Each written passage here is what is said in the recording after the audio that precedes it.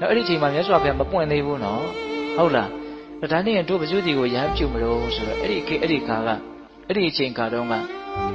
ဘုရားဆိုပြီးတော့နာမည်ကြီးနေတဲ့နော်အချမ်းရံဒီအလွန်များပြီးတော့အလွန်နာမည်ကြီးနေတဲ့သိန်းကြီးဆရာကြီးဆိုတာရှိတယ်အဲ့ဒီသိန်းကြီးဆရာကြီးတွေကိုတွားပြီးတော့တို့ရဟန်းပြုကြမယ်ဆိုပြီးတော့နော်အလုံးကိုစွန့်ငယ်ပြီးတော့ရဟန်းပြုကြတာဒါသူ့ရဲ့ချမ်းရံသူတို့ရဲ့တပည့်တွေပါအကုန်လုံးလိုက်ပြီးတော့ရဟန်းပြုကြတာ900လောက်ပါသွားတယ်အဲ့ဒါသူတို့လည်းအဲ့ဒီသိန်းကြီးဆရာကြီးဒီမှာရဟန်းပြုရောသိန်းကြီးဆရာကြီးရဲ့ခိုင်းကနသိန်းကြီးဆရာကြီးရဲ့အနေထားတခါတည်းပြောင်းလဲသွားတယ်နော်လူမဲ့တမ်းမဲ့လူနဲ့အကုန်လုံးပြည့်စုံဆုံးဖြစ်တယ်ဟုတ်လားဒီလိုနဲ့3-4ရက်လောက်ကြာတဲ့ခါကျတော့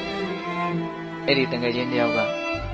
တို့ဒီသိန်းကြီးဆရာကြီးရဲ့အယူဝါဒထဲမှာဘာမှအနှစ်သာရရှိတာကိုမတွေ့ရဘူးနောက်ထပ်လည်းထပ်ပြီးတော့ဘာမှသင်ယူစရာလည်းမရှိတော့ဘူးဒါပေမဲ့လို့သဘူရိတ်ကျွန်းဆိုတာလောကဆိုတာကျေပြန့်နေ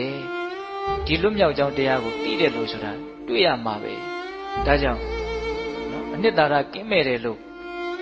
သိမြင်ပေမဲ့လို့လည်းပဲအဲ့ဒီရဟန်းဘွားကိုသူတို့မစွန့်ဘူးဆက်ပြီးတော့အမှန်တရားကိုရှာမယ်တကယ်လို့တို့နှစ်ယောက်အမှန်တရားကိုရှာတဲ့အခါမှာတွေ့တဲ့လူက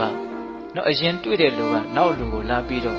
ပြောတကြီးဆိုပြီးတော့ဂတိကိုလည်းထားကြတယ်ပေါ့နော်အဲ့ဒီလိုနဲ့ဦးဇင်းတို့ကာလတစ်ခုရောက်လာတဲ့အခါမှာမြတ်စွာဘုရားရှင်ကိုရမကြီးပွင့်လာတယ်နောက်ပြင်စာဝဂ္ဂီ9ဦးဆိုတာလည်းပဲတရားဥကိုနာပြီးတော့ယန္တာဖြစ်ကြတယ်လို့ဆိုကြပါစို့ဟုတ်လားအနတ္တလက္ခဏာတုတ်ရဲ့နော်နာပြီးရဲ့ခြားမဲ့မှာအလုံးယန္တာဖြစ်ကြတယ်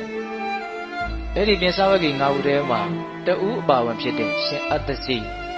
ဟုတ်လားအဲ့ဒီရှင်အတ္တစီနဲ့တွေ့တာဥပဒေတာရှင်သာရိပုတ္တရာကိုမြတ်ကြီးရဲ့